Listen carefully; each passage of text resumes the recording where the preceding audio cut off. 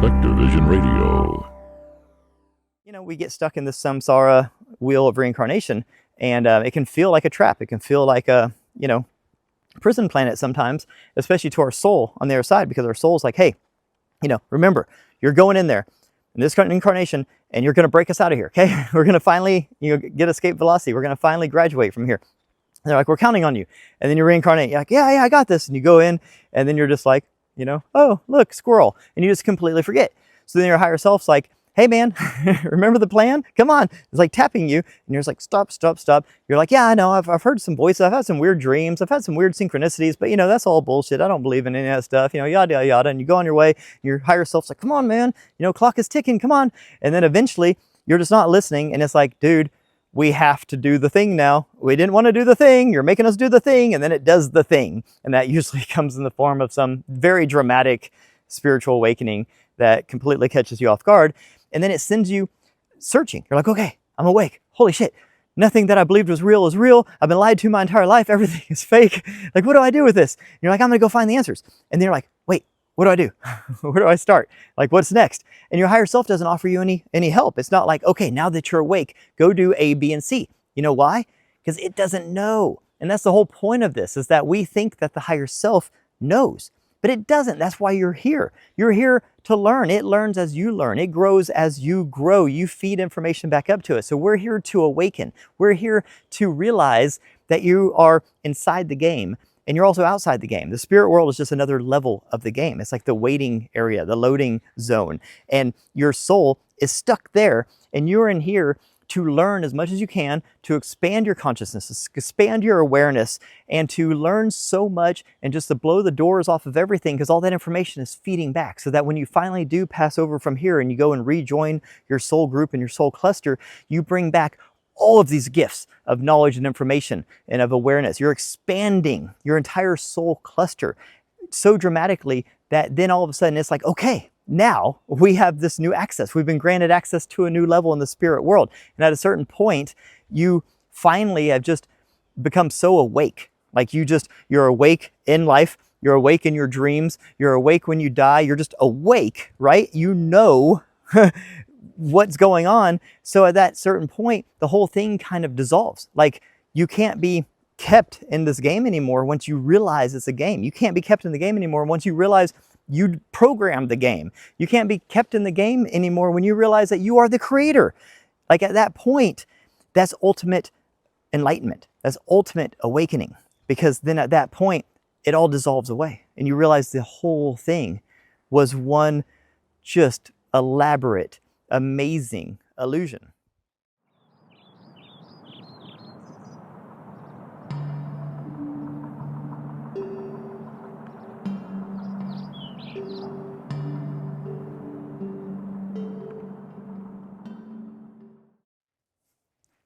Hello friends, and welcome to another exciting episode of Conscious Observers. Today, we are going to talk about the concept of a higher self and a human self. The fact that you are two things separated, partitioned, and that your outside higher self is trying to get your attention, trying to wake you up. And the reason it's trying to wake you up is because it's stuck and it needs your help.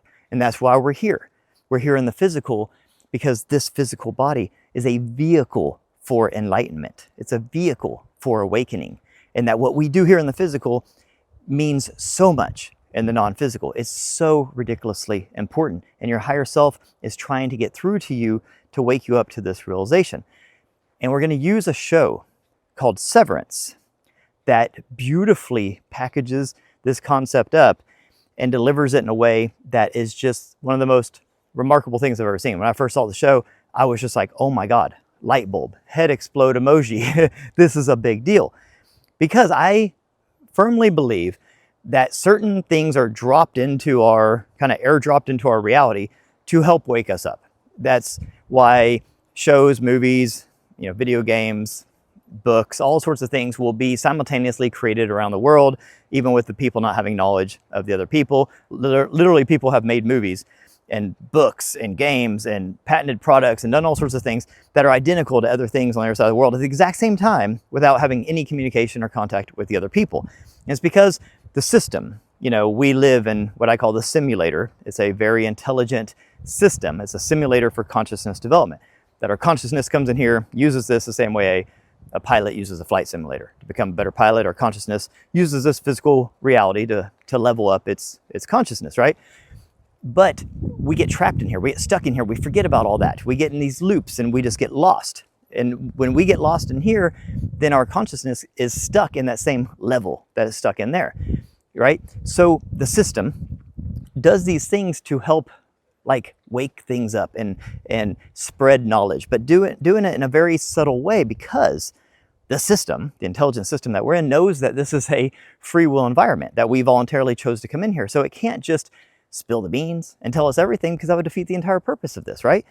But it also knows that it can't let things get stagnant. It can't let these souls incarnate in these bodies and just go through this endless cycle of reincarnations, which in Buddhism they call samsara, which is basically just this endless loop of reincarnation without any sort of ascension.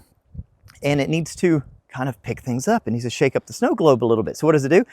It injects things into our psyche, into the mainstream, that helps us to connect some dots and to broaden our awareness a little bit. And this happens a lot of times through movies, books, video games, music, art, things like that.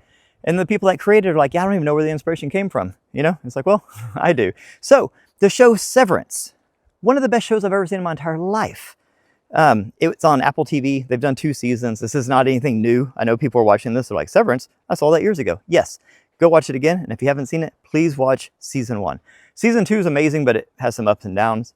Season 1 is one of the best seasons of any show I've ever seen in my entire life. It is phenomenal. And after watching this podcast, you're going to go watch it and you're going to be like, oh my God, like it brings it to a whole nother level, because in this show, which is created by Ben Stiller, okay?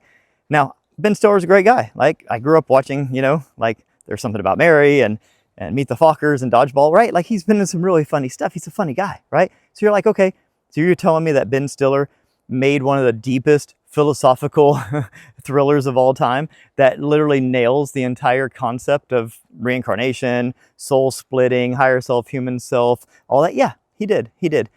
And I know that seems weird because he's a comedy guy, right? That's what I'm saying. This information is like, it's like the system just peppers these seeds out, like just drops seeds and doesn't really care where they germinate or who grows it, as long as it gets brought into the collective psyche. So Ben Stiller is the one who grabbed this and ran with it and created the show called Severance. Okay, this show, I'm gonna give you a quick, plot line, because it ties directly into what we're gonna talk about today.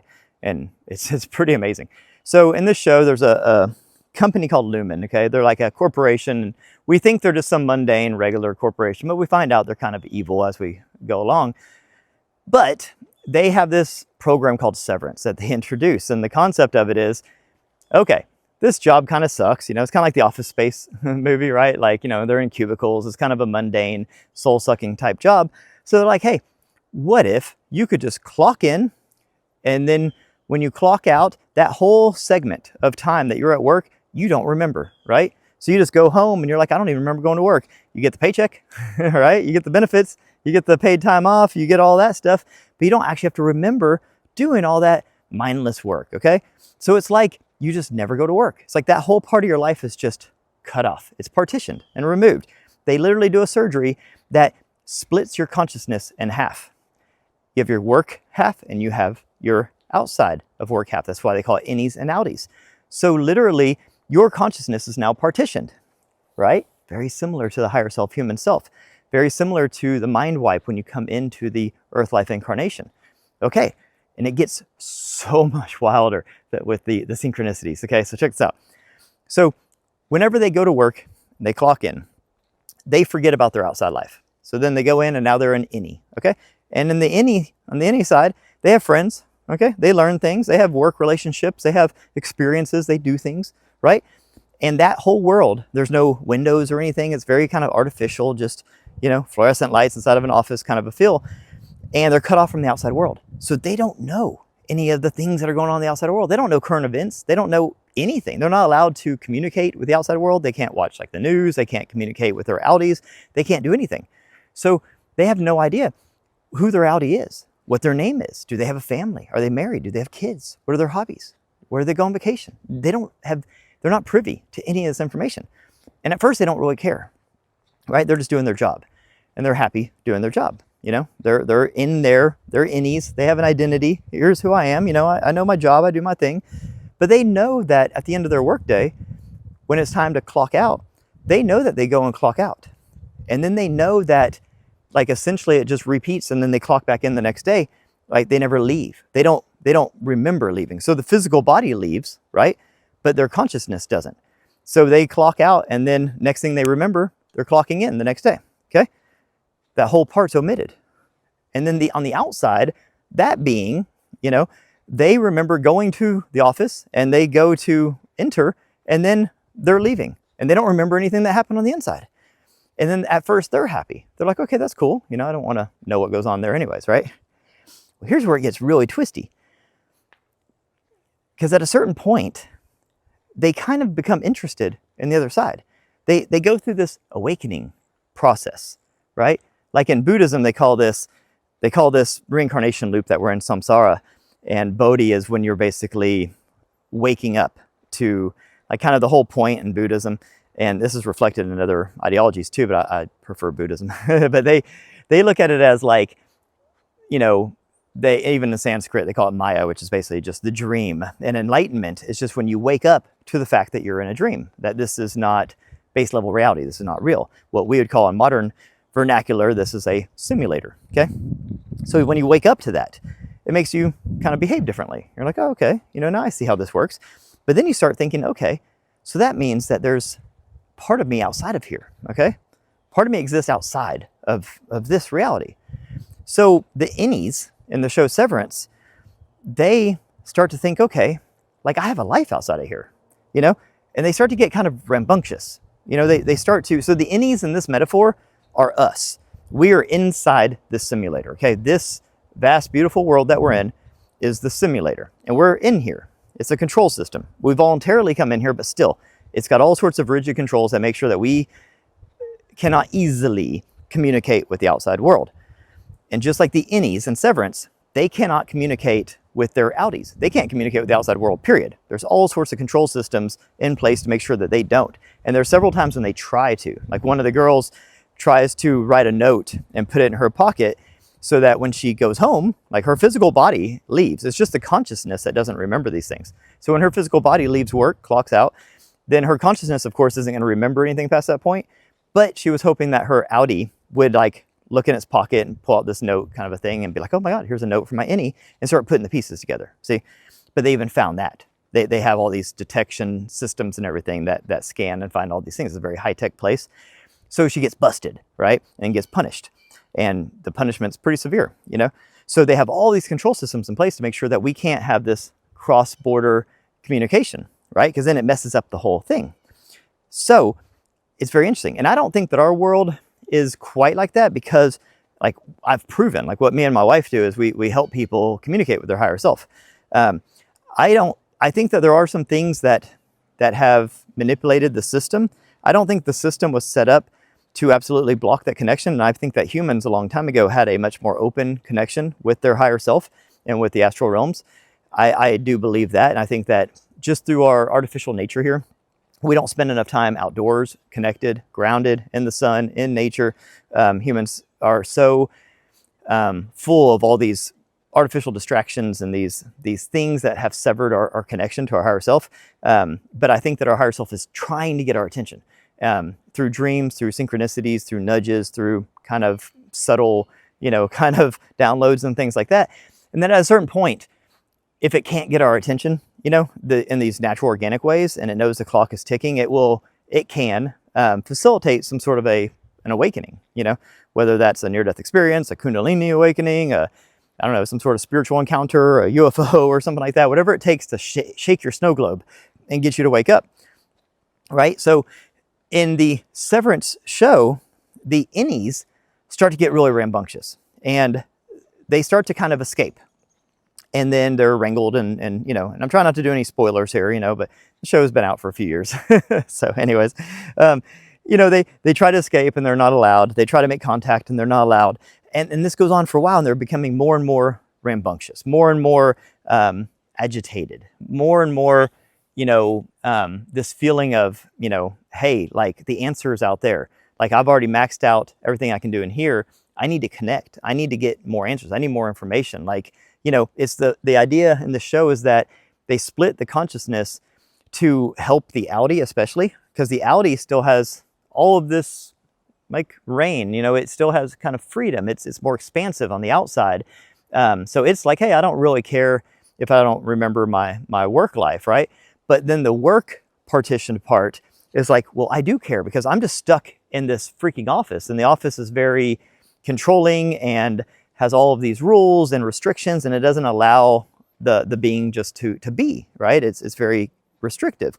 So the innies are like, I want out of here, like this is, I want to break out. This is too much, but they can't.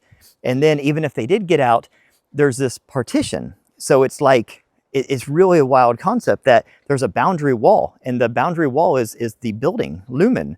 And when they literally leave work, when they cross that boundary, they switch as partitions.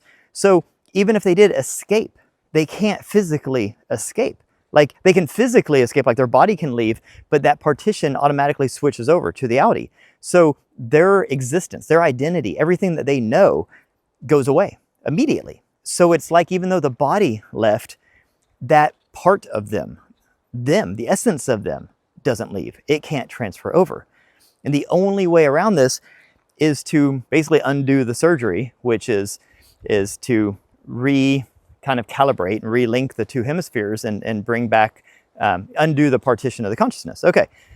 So the really, really cool thing is that when you go into like Buddhism and Tibetan Buddhism, and especially like the Tibetan Book of the Dead and these kinds of things, and they talk about, how when we come in here into samsara, this endless reincarnation cycle, we do it to learn karma, basically, that everything has a cause and effect. And we do it to experience and learn, and that we have all these control systems in place to dumb us down and to keep us controlled. But the idea, the goal, is to break free of all those, is to, despite all the things keeping us dumbed down and deaf, dumb, and blind and cut off from the outside world, we still, just because of pure willpower and curiosity, and then this just inner connection, this inner knowing, this inner like essence inside of each person, this spark of divinity, this basically this piece of you that says, hey, there's more. Hey, there's something else out there. Hey, this isn't everything. That drives us. And no matter what any of the control structures do and however suppressed they keep us, that is inside of every single person, and that never goes away. It's like a flame that you just can't extinguish. So that keeps us going. And just like the innies in Severance, they become more and more rambunctious and more determined to break out and to make connection. So at a certain point in the show, they figure out that, or the main guy, Adam Scott, he figures out that he can, again, so this spoiler alert, so if you haven't seen the show, sorry. But he uses like a video camera, and he figures out a way to where he can record himself talking to the guy, and he's in this special area, this cabin, the special cabin. So you can picture this as like an altered state of consciousness, right? For us, where we're in this altered state of consciousness, we have greater access. We're kind of past that boundary, and we can communicate with the other side easier. Okay, this is what we do through meditation, through sound, through binaural beats, things like that. Hypnosis especially is great for this. You're going into a special place. So in the Severance show, they go to the special cabin, and there's a special cabin that's kind of like the veil's thinner there, right? You're in this in between, which in Buddhism they would call that the Bardo state, right? The Bardo state literally means in between. It's like that transition state. So in the show Severance, that's this cabin, and he's able to go in the cabin and record himself talking to his outie, and then step outside onto the patio, right? Now he's outside that boundary, and then now he is the other version of himself. Now he's the outie, right? So now he can play back that recording and see what the innie said to him, and then he can record a response, and he can step back in, and then his other version watches the response, and then he records a response, and he goes back out. And at first, they're just talking. Like, it's this amazing thing. He's like, oh my God, you're my innie, and the other guy's like, oh my God, you're my outie, But then they kind of get in this argument. They realize that they're like these two distinct, personalities and individuals. And the one wants the other one to help him, but then the other one, like the outie, is kind of like, well, no, like I don't know if I want to help you, you know? And it gets really weird and twisty. Now, I'm not saying this necessarily corresponds to how our reality is, because this is a show. The whole point of the show is it's like a psychological thriller, right? So they had to make it very spicy, very dramatic. Because I think in real life, your higher self is doing everything it can to help you and to communicate with you. It wants nothing more than to communicate with you. I mean, this is what me and my wife kind of do for a living, is through our, you know, she's a hypnotist, and we do guided meditations, we do group meditations, you know, we do all sorts of stuff. And, you know, that's what we do, is we guide people through this connection between themselves and their higher self. And all of the experiences people have are beautiful. I mean, it's this, I connect to my higher self very easily. I have a very good connection with my higher self, and it guides me, and I talk to it, and I call it ChatGPT for the soul, because it doesn't really impede on your free will, but it loves for you to ask questions, and it loves to give you answers. And just like ChatGPT, like if you ask it a question, you'll get an answer, but it won't just blurt out answers to you throughout your day. You know, it won't be like, hey, did you know that Tahoe is west of LA or whatever? You know what I mean? Like, or east of LA, right? Like a Snapple facts, you know, like on the Snapple caps, like you take the Snapple cap off. I remember that was one of them. It was like, do you know that Tahoe is east of LA or something like that? And you're like, what? Snapple, you're crazy. But like, it won't just tell you things like that. Like, you have to ask it. And that's how your higher self is. Like you ask it questions, it gives you answers. And it loves to do that, because then it's not impeding on your free will, because you asked it a question, right? So your higher self loves that. So your higher self wants to communicate with you, wants to talk to you. It's trying to get through to you. It's like calling, and you're not answering, right? But I thought in the show, Severance, it was really cool the way that it was like, at a certain point, the innie and the outie were able to communicate, but they don't communicate face to face, because they're in the same body, right? So the person, the main character, he can't have like a conversation. The innie can't have a conversation with the outie, because they're the same body. They're the same vessel. But it's very distinct, two different partitions of that consciousness. And I thought that was super deep. So what he did is he would record himself talking, go outside, play it, and then the other one would see it. And when the other person's watching it, they're watching it as if they're talking to somebody else, right? It's not like they're talking to themselves. And I thought that was a really brilliant way to illustrate this, because when we're talking to our higher self, we are talking to ourself. You know what I mean? So we visualize it as this external thing. Like, you know, all different people have different ideas of what their higher self looks like and that kind of stuff. And sometimes it'll even personify itself. Like sometimes your higher self will present itself as like some wise being in like a cloak or a hood or something, or maybe a blue being, or maybe some sort of a light being or something like that, right? So sometimes it personifies itself in different ways to help you visualize it. But at the end of the day, your higher self is the collective of you. All of your lifetimes, every lifetime you've ever had, every experience you've ever had, everything you've ever had is your higher self. It's like the collective file on the cosmic database of you. And what Dr. Michael Newton found is that probably only about 20% or so of your higher self energy, your soul energy, streams into each lifetime. The rest of it stays in the spirit world and helps to guide you, okay? So when you're talking to your higher self, you're talking to you. The difference is we here on earth, like I'm Jordan. Look, hi, I'm Jordan. I'm in Florida. So I have this identity, okay? So I identify as Jordan. That's human self. I identify as human self Jordan. So when I talk to my higher self, I think about it as this external being, right? Like, oh, my higher self's way out there. Like it's this wise, wise being, right? And it's like, no, that's you. That's you. It's just not in this vessel. Okay, now here's where it gets even wilder, right? I know, even wilder than that, Jordan? Yeah, I'm telling you. So Tom Campbell discovered something a long time ago that really amazed him. When he was doing all of his astral travel and explorations with the Monroe Institute a long time ago, he was part of the Explorer team. It's like this elite team of astral explorers.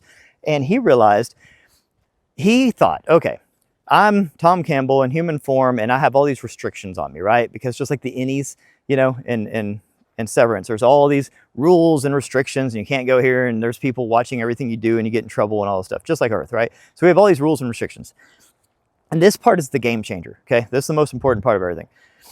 So he thought, okay, I have all these rules and stuff here, but when I go to the astral, when I go out there and I reconnect with my higher self and my soul cluster and all that, I'm going to have like all this advanced knowledge and awareness and access to all sorts of things in the spirit world and the non-physical. And I'm like a god out there, right? Because I'm not bound and restricted by this physical body and all the restraints in our world. That's what he thought. And that's a logical way to think, right? But what he found was the opposite. He found that your soul is stuck, more or less, okay? Not stuck like a prison planet kind of stuck, right? Stuck as in your access on the other side is determined by your level of awareness and conscious quality and knowledge and things like that. So on the other side, in the spirit world, everything is compartmentalized, heavily compartmentalized, okay? Because they don't want like unmature souls to have access to these expansive places, because you have these powers over there. Like you have the power of like instant creation and instant manifestation. Everything moves at the speed of thought. So you have to be a very disciplined and controlled consciousness. So everything is very compartmentalized over there. You have freedoms, but you have freedoms within your compartment, okay? So he thought, oh, when I go over there, I'm just gonna have all this amazing awareness and access. And he's like, oh, no, I don't. And then it made him realize that, oh, that's why we come here to the physical. And Robert Monroe had a very similar thing. So Robert Monroe, when he was connecting with his astral, group, soul cluster and your higher self and everything, and his guides over there, which he found were just different versions of him, he determined that it's all you helping you. So what you call your guide, your higher self, your guardian angels, all that stuff is you helping you. It's just different forms of you. And they were helping him, and they were teaching him, and they were like guiding him, and they were helping him to awaken and giving him access and all this stuff. Then at a certain point, they started falling off. They started fading away. They started telling him, okay, this is the last time we're going to have our meeting. He's like, why? What did I do? And they're like, nothing. But they couldn't tell him why. And then he found out later the reason why was because his amount of knowledge here and understanding and awareness and spiritual mastery here was starting to exceed his higher self and starting to exceed his guides. So then they couldn't help him anymore. So they dropped off. And that blew his mind, because just like Tom Campbell and just like everybody in this situation, you think that we just think that when we're in the astral, when we're in the spirit world and we encounter some sort of a being or an intelligence or a guide or something, that it's going to have this immense knowledge, okay? And it's going to be teaching us. And we don't want to accept the fact that sometimes they know less than us, or sometimes they're wrong, or sometimes they're at a lower level than we are.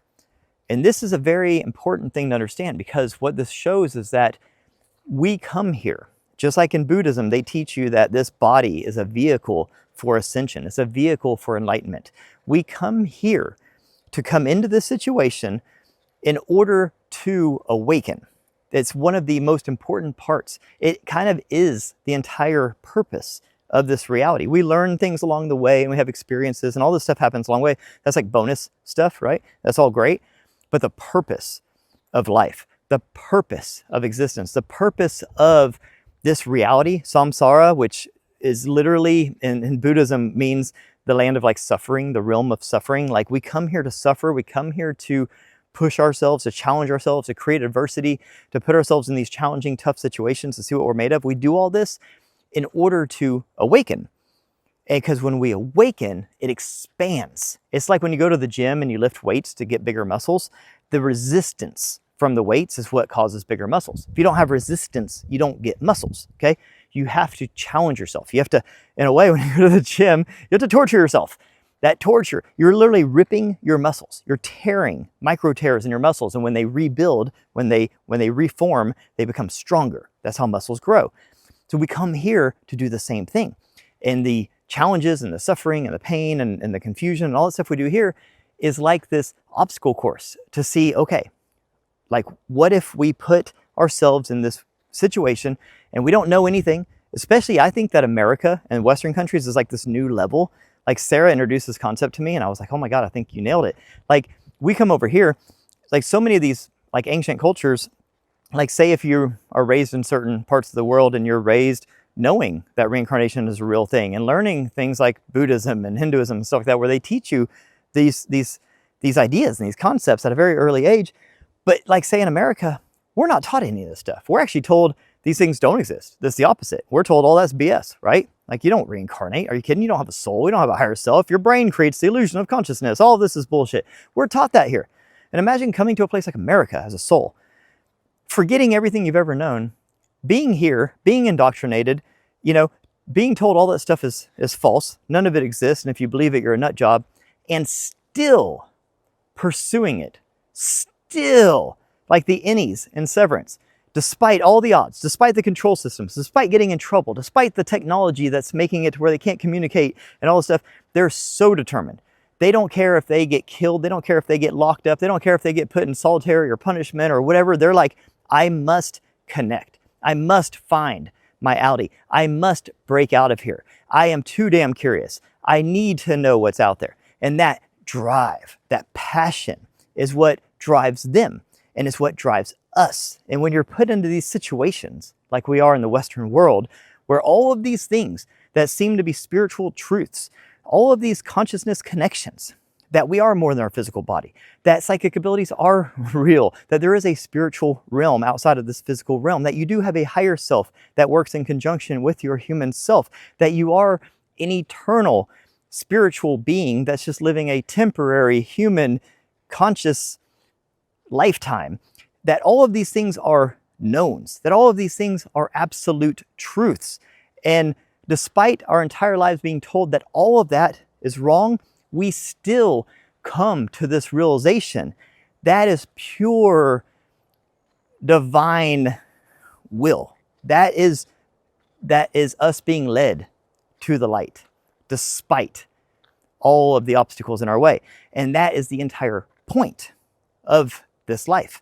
The entire point of this existence is to come to that conclusion, that awakening.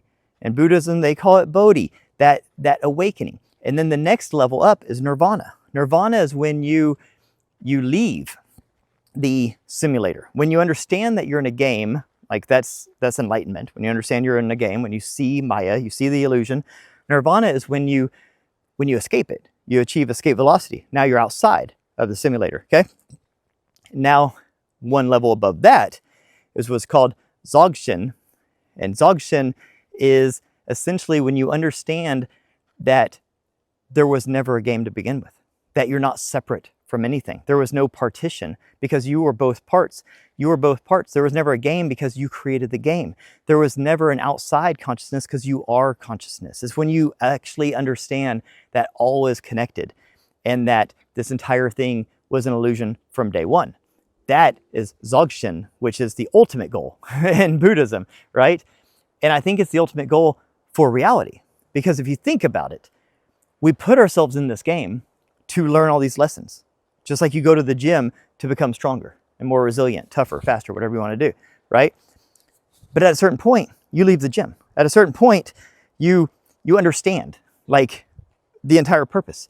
At a certain point, you don't sit there and curse your personal trainer or the equipment for hurting you or for making you sore, because you understand that you did that voluntarily. You put yourself there on purpose, and you're doing all this for good.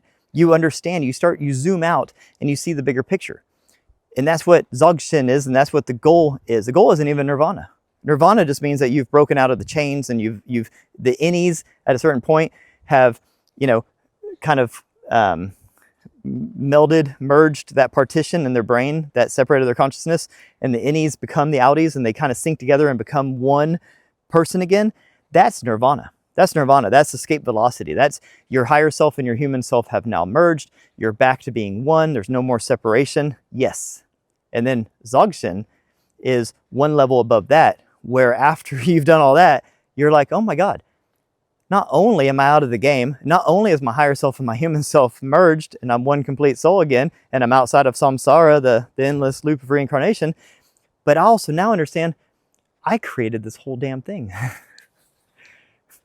I am source consciousness that created all of this division and all of these obstacles and all of these simulators and all of these different realms and dimensions and all of these different entities and life forms and all of the different, interactions between them, positive and negative. I created all that as a learning simulator, as a experience.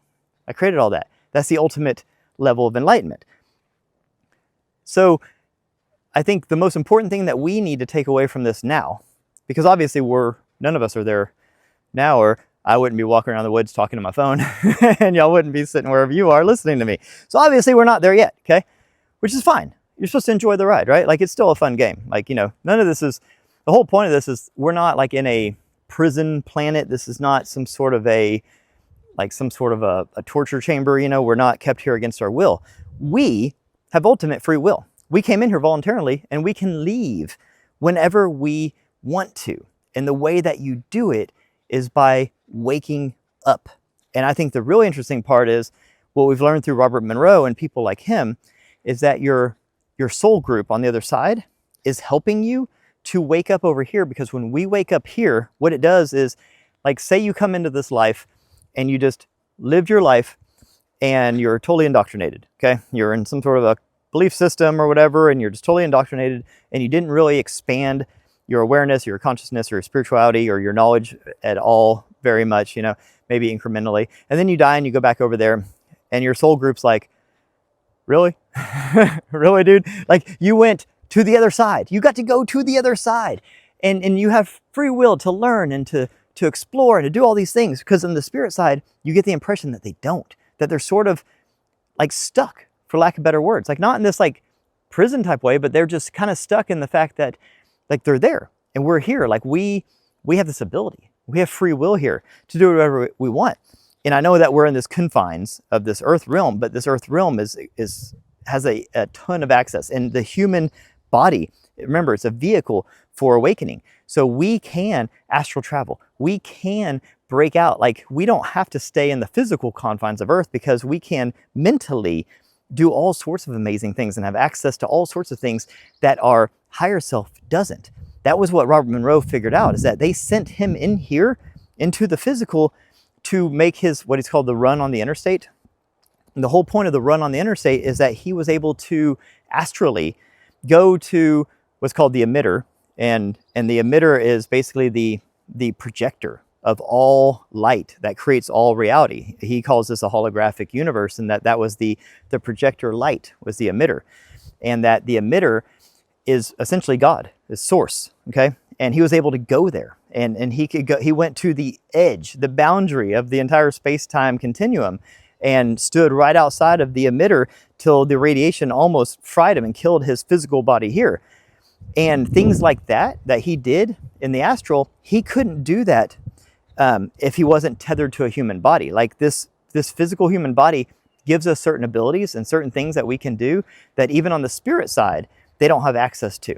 This human body is this powerful spiritual antenna that, when combined with a consciousness, especially a consciousness that's fully awake and fully activated, that is on a mission, has access to all sorts of amazing, incredible things that you just can't do without this physical body, without this instrument, this vehicle for enlightenment. You have to have this. And that's why we keep coming back in here. And that's why when you're in here and you're just going, you got a life, you got wife, you got kids, you got a job, everything's fine. Then all of a sudden, boom, your snow globe's shaking up and you have some sort of crazy spiritual awakening. You're like, what the fuck was that? That's your higher self waking you up saying, hey, dude, clock's ticking. You're not there just to play around and watch sports and memorize statistics and stuff like that. You have real work to do, and we're counting on you over here, because they know that, hey, even though it's not a race, and even though you got plenty of time, meaning that, like, it's not like if we don't get out of here in a certain amount of time, something bad happens or something like that. They also know that they're like, hey, you know, you're on your like 422nd, you know, reincarnation. Come on, like, you know, at a certain point we gotta make some progress here. You know what I mean? That's why I use the Van Wilder reference a lot. That, you know, like, we go to school, this is school. Van Wilder went to school, and most of his friends graduated in 4 years. He was there 10 years later, not because it was a prison, because he was stuck there, but because he just didn't want to graduate. He was having fun, right? And I think sometimes we come here and we just get stuck and addicted to earth life. It's kind of fun. And, you know, we get stuck in this samsara wheel of reincarnation, and it can feel like a trap. It can feel like a, you know, prison planet sometimes, especially to our soul on the other side, because our soul's like, hey, you know, remember, you're going in there in this incarnation, and you're going to break us out of here, okay? We're going to finally, you know, get escape velocity. We're going to finally graduate from here. And they're like, we're counting on you. And then you reincarnate. You're like, yeah, I got this. And you go in, and then you're just like, you know, oh, look, squirrel. And you just completely forget. So then your higher self's like, hey, man, remember the plan? Come on. It's like tapping you. And you're just like, stop, stop, stop. You're like, yeah, I know. I've heard some voices. I've had some weird dreams. I've had some weird synchronicities. But, you know, that's all bullshit. I don't believe in any of that stuff. You know, yada, yada, yada. And you go on your way. Your higher self's like, come on, man. You know, clock is ticking. Come on. And then eventually you're just not listening. And it's like, dude, we have to do the thing now. We didn't want to do the thing. You're making us do the thing. And then it does the thing. And that usually comes in the form of some very dramatic spiritual awakening that completely catches you off guard. And then it sends you searching. You're like, okay, I'm awake. Holy shit. Nothing that I believed was real is real. I've been lied to my entire life. Everything is fake. Like, what do I do with this? And you're like, I'm going to go find the answers. And then you're like, wait, what do I do? Where do I start? Like, what's next? And your higher self doesn't offer you any help. It's not like, okay, now that you're awake, go do A, B, and C. You know why?